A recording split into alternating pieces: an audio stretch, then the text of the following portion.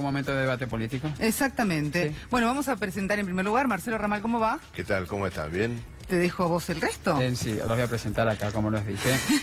Tenemos aquí a Lorena Pocoic, legisladora del Frente para la Victoria, y... Ramiro Gutiérrez, Frente Renovador. Muy bien, ya está, se presentaron solos ustedes, cada uno, me parece fantástico.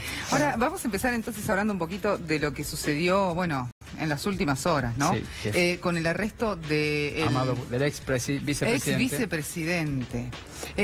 ¿Cómo les pareció el arresto, las fotos, la distribución de todo ese material? Empezamos por vos, Ramiro.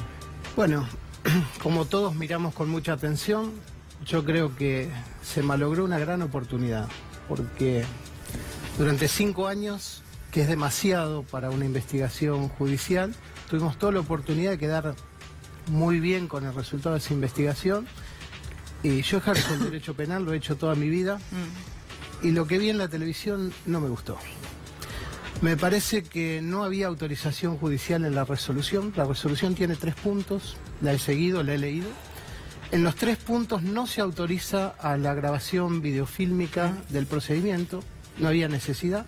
Si hubiese necesidad, el juez, que es el director del proceso, debió haber ordenado eso a la fuerza de seguridad y no lo hizo. Así que alguien tendrá que dar cuentas por eso. Lo demás es una cuestión judicial, lo revisará la justicia, los contenidos o no de la resolución, pero yo que he leído muchas de estas, me parece que es muy desprolijo lo que se hizo y que no se siguió una línea que tiene que ser el actuar con la mayor prolijidad, tratándose de un ex vicepresidente de la Nación, donde no es una ventana al país, es una ventana al mundo. Entonces se perdió una gran oportunidad que no da crédito, sino da descrédito a lo que se hizo. ¿Sabes qué? También dentro de lo que sucedió hace días, exactamente antes de ayer, bueno, diferentes medios y también diferentes personas, tanto legisladores de la oposición como los oficialistas, cuestionaron la forma, la manera, ¿no? De mostrarlo al vicepresidente descalzo, recién levantado en su casa, en jogging, donde de una manera casi como una sitcom, como una película de ciencia ficción, mostraron toda la salida de la casa del ex vicepresidente hacia Comodoro Pi. Muchos estuvieron en desacuerdo, otros no, pero según lo que tenemos entendido, se lo pregunto a los tres, a cualquier detenido de esta manera se le toman exactamente las mismas imágenes y es el mismo procedimiento. Lo que pasa es una grabación, pero claro, no es una persona pública, ¿no? En este momento. Pero no se tiene que difundir. En realidad son fotos, filmaciones, pero que tienen que quedar guardadas. ¿Ustedes qué opinan? No sé quién quiere empezar de los dos. ¿Qué fue lo que más le chocó, si es que le chocó algo las imágenes de Lola Vudú? Por supuesto, digo, creo que nos chocó a todos aquellos que entendemos y defendemos un Estado de Derecho, porque creo que en este caso acá no está en juego la inocencia o la culpabilidad de Vudú, porque digo, el fondo de la causa lo tiene que resolver la justicia. Acá estamos hablando de las formas, de los procedimientos, de que no hubo un debido proceso. Estamos hablando de que no hubo una sentencia y que hay que estamos en un Estado que está en una situación de crisis en términos de democracia y Estado de Derecho, porque están rompiendo un principio de que todos somos inocentes hasta que se demuestre lo contrario, ¿no? En este caso el gobierno ha decidido que por lo menos el kirchnerismo como principal fuerza de oposición somos todos culpables hasta que se demuestre lo contrario, y muchos medios de comunicación lamentablemente se prestan a esta situación, a esta coalición nueva que empieza a surgir entre el Poder Ejecutivo, una porción de la justicia y los medios, construyendo un reality show de esto, vulnerando el derecho, las libertades individuales, viendo todos un ex vicepresidente en pijama, descalzo. Creo que hasta el propio abogado querellante se sorprendió de la situación, y me parece realmente que es de un nivel de irresponsabilidad muy grande. Y nada, por último, respecto de los medios, la pregunta puntual que hacían, digo, es de mucha gravedad que el periodismo construya una opinión pública sentenciando en este caso un ex vicepresidente, cuando todavía la justicia no investigó. O sea, el poder de construir opinión pública es realmente... No, bueno, pero tienen que asumir una gran responsabilidad los medios en esto. Pero Amado Vudú estaba yendo todas las semanas a tribunales, estaba prestando la declaración, pero por supuesto, estaba no hubo obviamente ninguna investigado obstaculización de nada, si no lo hizo cuando tenía todo el poder en la vicepresidencia. Sí, absolutamente. ¿Por qué lo habría de hacer ahora? Totalmente de acuerdo. acuerdo. En tal caso, respecto de obstaculización, podríamos poner la mira en por qué la justicia no es imparcial y maneja la misma vara para todos. Digo, ¿por qué la justicia no es imparcial cuando hablamos de la Rúa y las muertes del 2001, o Sturzenegger, o Macri, el megacanje, o la autocondonación de la deuda del correo, y con un presidente que sí tiene todo el poder hoy vigente para obstaculizar o obstruir? Entonces, nada, pedimos que haya una imparcialidad y la misma vara para todos. Marcelo, ¿cómo vio, primero y principal, cómo le llegó a usted la noticia de la detención del ex vicepresidente y también luego lo que sucedió, que se vivió mediáticamente desde las 5 o 7 de la mañana del día jueves. Exactamente, sí. Y luego el viernes, ¿no? Repitiendo y repitiendo una y otra vez las imágenes, pero en todos los canales de televisión y en los medios gráficos. Sí, evidentemente la detención, bueno, la preside con todas estas irregularidades que se señalaban acá. Indudablemente que Vudú hace tiempo que está siendo investigado y creo que en la imagen de él aparece todo un entorno de opulencia y de elementos que probablemente a muchos no les gusta y a mí no me gusta. Pero acá hay que decir una cosa con mucha claridad. Si vamos a luchar contra la corrupción, hay que investigar la corrupción de un gobierno que después de haber votado una ley de blanqueo de capitales, me refiero al gobierno de Macri, por decreto determinó la inclusión de los familiares del propio presidente. Es decir, una acción de corrupción institucional. Entonces, yo no acepto que estemos ante una cruzada contra la corrupción, porque efectivamente todo lo que tiene que ver con un manejo que desde este gobierno se está haciendo en función ya no solo del caso de los parientes del presidente, pero finalmente ahora se va a votar un perdón generosísimo para todos los empresarios que evadieron aportes patronales durante años. Eso es un acto de corrupción institucional. Entonces creo que lo que aparece como un acto de lucha contra la corrupción es una gran acción de encubrimiento de estas operaciones de corrupción de este gobierno, pero un encubrimiento más general respecto de un paquete de ajuste y de medidas terriblemente negativas para los trabajadores que en el día de ayer desaparecieron de la televisión. Ahora, la pregunta que se me ocurre acá es, si ustedes, bueno, por la experiencia política, militancia, por ahí me la pueden responder. Vos enumerás distintas acciones que ocurren ahora, con el gobierno en marcha, con las autoridades del gobierno ya funcionando. ¿Por qué no se puede investigar cuando esté el gobierno funcionando y no después que termine el mandato? Yo creo que hay todo un movimiento que se va a ir explicitando en los tiempos que vienen de profundización en el cambio de la justicia. Yo estoy, y es mi convicción, y creo que es uno de los delitos más graves, todos los delitos asociados a la corrupción tienen que ser perseguidos, condenados, recuperados los bienes, y eso nos va a producir un cambio en la sociedad. Vamos a ser mejores dirigentes y mejores personas que representan a otras. Ahora también tiene que haber un cambio en la justicia. La justicia duerme en los expedientes. Este expediente hace 5 años que está, desde el 2012, parado en un juzgado. De repente un juez que cree que es el gato que caza el ratón y que tiene que dar un mensaje. Vamos a ver quién es el gato al final, porque tal vez vengan por la justicia y haya todo un movimiento de recambio de la justicia. No en el mal sentido, la provincia de Buenos Aires lo hizo en el año 98, le dijo a los jueces, señores, córranse, no van a investigar más, ahora van a investigar los fiscales. Bueno, acá hay 12 jueces federales que manejan la justicia del poder en la República Argentina, 12. Entonces, cuidado que no haya una mirada sobre esos 12 y nosotros entendemos que hay que hacer ese cambio. Pero eso no pasa ahora. Eso viene pasando en toda la historia de la política argentina. Pero hay que poner un ladrillo, hay que poner un ladrillo fundacional, hay que avanzar sobre un cambio estructural en la justicia. Nosotros no tenemos 10 poderes del Estado, tenemos 3. Cualquiera de nosotros el día de mañana puede estar siendo su domicilio abierto a las 3 de la mañana y te van a sacar en pantuflas de tu casa sin las garantías. Yo repruebo cualquier acusación. Y si una persona robó al Estado y lo defalcó, que vaya hasta el último día preso y voy a ser colaborador de esa justicia. Ahora le voy a defender todos los derechos que la ley hoy dice. El artículo 280 del Código Procesal Penal establece que deben ser mínimos los perjuicios. Solo se debió haber afectado la libertad ambulatoria. Todo lo demás que vimos, ¿quién va a dar cuenta? ¿Quién nos está diciendo quién autorizó a filmar? Lo único que autoriza el código a hacer es un acta, que la tienen que firmar y le tienen que leer. ¿Cuál es la razón de por qué están ahí? Es una práctica que se realiza con cualquier u otro persona. Si hay que una está requisa detenida. de un domicilio, si se va a secuestrar cosas de un domicilio y si el juez lo ordena. El juez en su resolución ordenó 3 cosas: 2 detenciones y llamados a indagatoria. No ordenó el registro fílmico. Entren a la Cuando resolución. detienen a Julio Devido, cuando se prepara toda la detención ya para Julio Devido, no lo encontraron en su domicilio, fue directamente él a entregarse a Comodoro Pi, pero también se esperaba el mismo modus operandi, ¿no? Así como vimos a Vudú descalzo y en pijamas también, lo que se dice, o lo que yo sé, lo que comprendo, según lo que me explicaba uno de los colegas aquí, es que se hace con todas las personas que están detenidas. Y La que van a ley ser dice llevadas. 3 cosas Sí. que hay que hacer.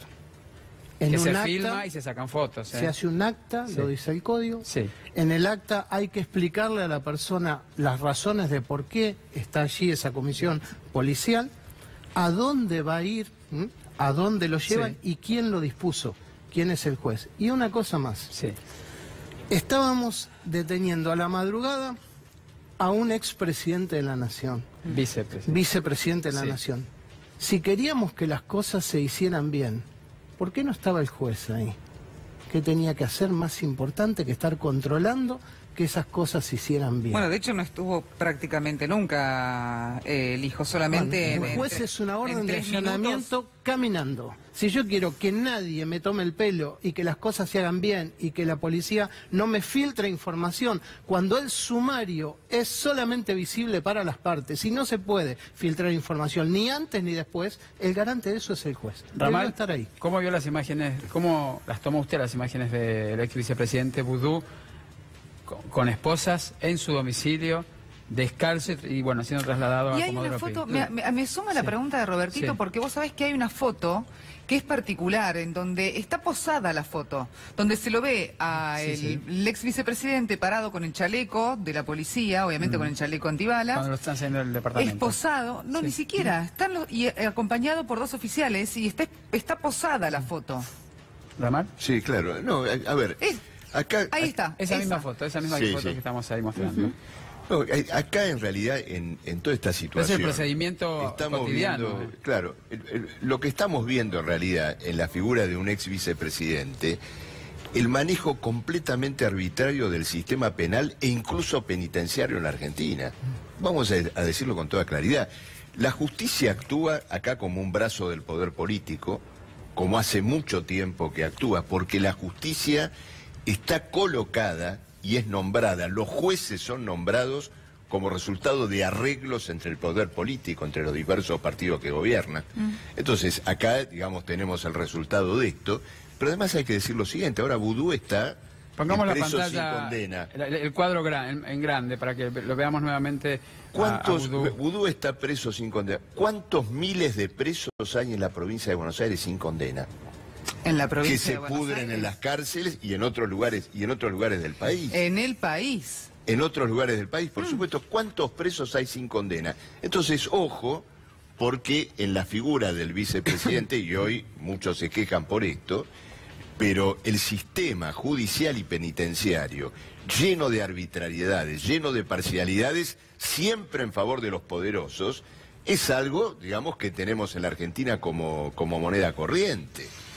Lorena, sí. Sí, no, digo, en sintonía con lo que decía el diputado, digo, sí, es verdad, hay todo un sistema para repensarse, hay un montón de detenciones digo, procesados, todavía sin sentencia. Estamos hablando de un vicepresidente, estamos hablando de un circo mediático, estamos hablando de alguien que representa la principal fuerza de oposición de la Argentina, digo que es parte de esa fuerza, y nosotros estamos convencidos, primero, que esto tiene que ver con una persecución política, una criminalización. Puede sonar, digamos, como que ya lo venimos diciendo, pero digo, esto es la realidad. Hoy escuchaba en otro canal, no muy hermano de pero decían, creo que hay 9 pabellones en esa isla, ¿no? Y los periodistas decían, bueno, ya se están preparando los pabellones pabellones, y cuántos presos entran por pabellón. Es decir, digo, hay un nivel de absurdo porque en realidad además también hay como una lista, ¿no? De quién viene después. Hay como una lista y la construcción de una subjetividad. Entonces, todos somos chorros hasta que se demuestre lo contrario. Todos somos corruptos hasta que se demuestre lo contrario. Lo primero que yo quiero decir a todo aquel que alguna vez sintió esperanza o depositó la confianza en Néstor, en Cristina o en nosotros, es que, digo, la fuerza más damnificada cuando una sentencia, un proceso probatorio, con todo su... Digo, es que uno de los nuestros es un corrupto, caso López, caso Jaime, los principales perjudicados somos la suma de todos aquellos militantes, dirigentes que con convicción... defendieron la causa. Defendemos un proyecto de país que es el que nosotros defendemos, conviviendo con el pluralismo de otros proyectos, que es la base de la democracia, y que de paso quiero decir que cuando decimos estamos en un estado de emergencia, de crisis, y que realmente todos estos shows mediáticos tienden a tapar lo que está sucediendo, es... El gobierno nacional parece no entender las reglas básicas de la convivencia democrática, que el pluralismo es parte de cómo se nutre y se sustenta una democracia, igual que la división de poderes. No se puede construir un partido judicial que reciba órdenes del Ejecutivo. No se puede intentar anular o exterminar, linchar mediáticamente al que piensa diferente. Macri tiene que aprender a convivir con una real oposición y entender que es parte de un proceso democrático. Cuando se habla de que con esto quieren tapar distintas cosas que están sucediendo hoy por hoy en la Argentina, nos estamos refiriendo a el paquete de reformas, ¿verdad? ¿No? Reforma laboral, reforma previsional, por supuesto, sí. Y la reforma tributaria. Sí, desde luego. Esta semana hemos tenido realmente anuncios que, si yo los quiero calificar de una manera, te diría que son un plan de guerra contra la clase trabajadora. Por un lado, una reforma laboral que pretende liquidar el derecho indemnizatorio, que va, como decíamos antes, un blanqueo donde incluso el Estado pone dinero en favor de los aportes que no hicieron las empresas. Una reforma que transforma a toda una parte de los trabajadores en monotributistas permanentes. Se liquida el derecho al pago de horas extras. Bueno, y se habló de la autoindemnización también, ¿es cierto? Claro, porque se liquida la indemnización y se abre la posibilidad de un fondo voluntario donde vos vas pagando tu propia indemnización, como existe hoy en la industria de la construcción. Y lo de la industria de la construcción es interesante porque ese fondo existe en esa industria donde el trabajador entra, termina una obra, sale, va a otro lugar, es decir, es un fondo de trabajadores esporádicos con plazos. Que quieran llevar ese sistema al resto de los trabajadores, lo que te está mostrando es que quieren transformar al conjunto de la clase obrera argentina en trabajadores itinerantes. De todas las medidas que han anunciado aquí en el gobierno, en el oficialismo, bueno, a las cuales vamos a tener que nosotros estar muy atentos, ¿cuál le parece la más acertada y la menos desacertada, si es que lo hay? Bueno, yo creo que desde el punto de vista de la mirada internacional argentina es muy importante la vinculación de la Argentina con el resto de los países del mundo. Eso me parece bueno, la política de este gobierno que nos va a permitir tener previsibilidad, asistencia. La reforma laboral la vamos a tener que mirar con lupa. Este es un país de clase media, de clase trabajadora.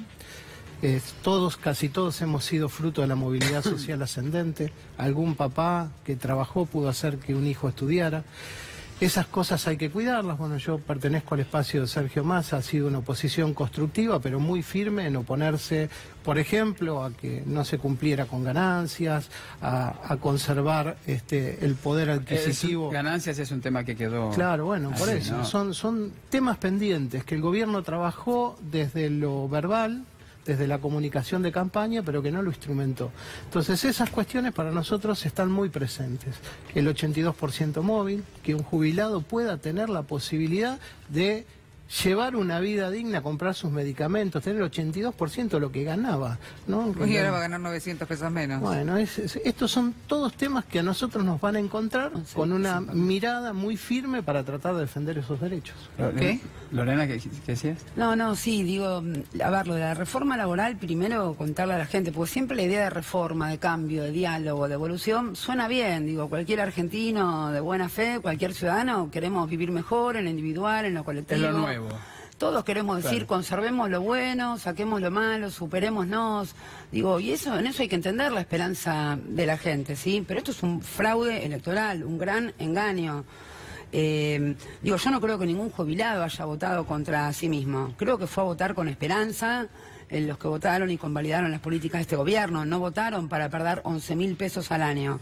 La posibilidad de hacerle un regalo al nieto en Navidad o de quizás tomarse algún día de vacaciones, que ya digo es algo utópico porque ahora van a tener que cubrir sus medicamentos, etcétera, etcétera. No creo que ningún trabajador haya votado contra sí mismo, ni para hipotecar el futuro de sus hijos. Entonces, me parece que detrás de palabras que por ahí generan esperanza o idea de cambio, digo, se esconden cuestiones muy graves. Y ningún ahorrista tampoco haya votado en contra, por ¿no? Supuesto. Porque está claro que con la reforma tributaria no va a tener que pagar. Por supuesto, pero lo que sí quería destacar es que esta reforma que se basa en la flexibilización laboral no es nueva, digo, son los mismos autores, los mismos sectores concentrados de la economía, las mismas órdenes del Fondo Monetario, y que con las mismas recetas, ¿por qué vamos a tener diferentes resultados? Si lo vivimos en los 90 con Menem, lo vivimos con De la Rúa, ¿quién de este estudio, quién, digo, de los invitados que estamos aquí presentes, quién que esté en sus hogares puede negar cómo concluyeron esos procesos? Digo, mismos sectores, mismas recetas, ¿por qué esperar diferentes resultados? Bueno, Facundo Moyano y Pablo Moyano también, por supuesto ultraopositores sobre esta reforma laboral sobre todo, decían que era la peor aún que en la década del 90, y que de hecho también es peor que la de Brasil. Yasky en este caso dice que es la misma que la de Brasil. ¿Puedo criticar un Zócalo? Sí. A ver. Bueno, no estoy de acuerdo con el Zócalo que en este momento adorna nuestro hermoso programa. La CGT rechazó la CGT rechaza la reforma laboral, ¿no? ¿Cómo lo corregiría usted? La CGT convalidó y preparó el camino de la reforma laboral. Hace varios meses que se venía reuniendo con el ministro Triaca, venían discutiendo diferentes medidas, algunas de las cuales están incluidas en esta ley ómnibus, ¿no es cierto?, que se va a votar ahora, y en vez de preparar a los trabajadores y alertar sobre lo que se estaba viniendo, bueno, tuvimos, ¿no es cierto?, una enorme dilación, se perdió el tiempo, y hoy tenemos a una CGT que dice que no sabe exactamente lo que se está votando.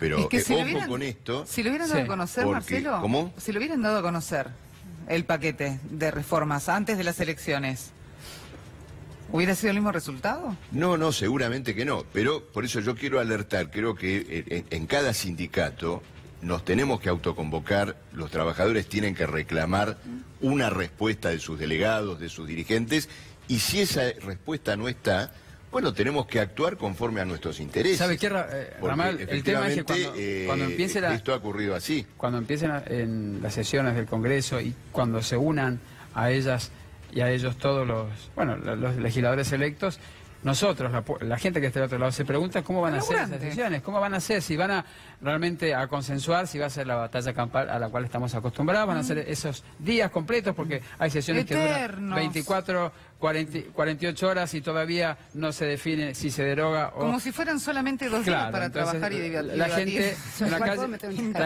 La gente está en la calle con esa pregunta, ¿no? ¿Cómo va a sesionar el Parlamento? ¿De qué manera y con qué resultados, Ramal? No, a ver, si nos guiamos por lo que pasó en el Congreso en los últimos 2 años, vamos a tener un consenso con esta reforma laboral. Acá el diputado se refería antes al tema de ganancias.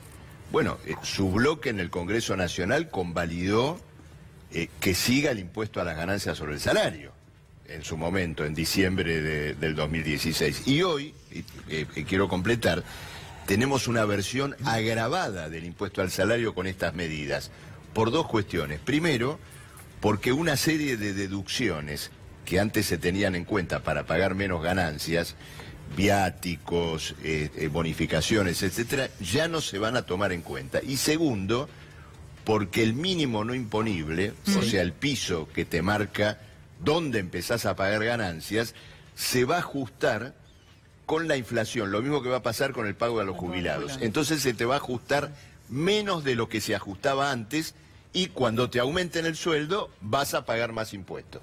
Le hago una consulta, perdón, sí, es una consulta particular, ¿no? ¿Boca o River? Boca. ¿Boca o River? Chicago.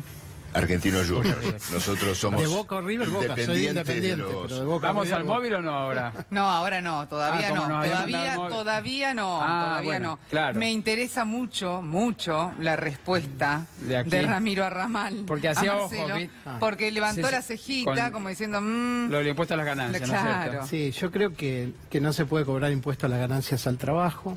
Tenemos un proyecto presentado, lo elaboró Massa, Graciela Camaño y también Marco Labaña. ¿Por qué hacía ojitos cuando Es hablaba un- Ramal como diciendo... ¿Qué está diciendo? ¿ayudaron al gobierno con la aprobación de ganancias? Nosotros le hicimos la mayor cantidad de modificaciones posibles al proyecto. Yo creo lo siguiente. Estas situaciones no son fotografías, son procesos donde uno va trabajando, pero también un país tiene que ser gobernado, hay que respetar la voluntad popular y uno tiene que ser responsable. Entonces nosotros hemos acompañado las cosas que nos parecieron bien, hemos producido y generado las modificaciones que pudimos instrumentar y otras no. Por ejemplo, nosotros somos... ¿Qué le reconoce puntualmente a Cambiemos en estos 2 años de gestión? Bueno, yo creo que hay un gran esfuerzo, inconcluso, pero un gran esfuerzo en modificar la legislación penal, por ejemplo, que es un tema que estamos hablando. Nosotros generamos junto con el gobierno la ley de extinción de dominio, que es la ley que permite recuperar los activos en menos de 40 días.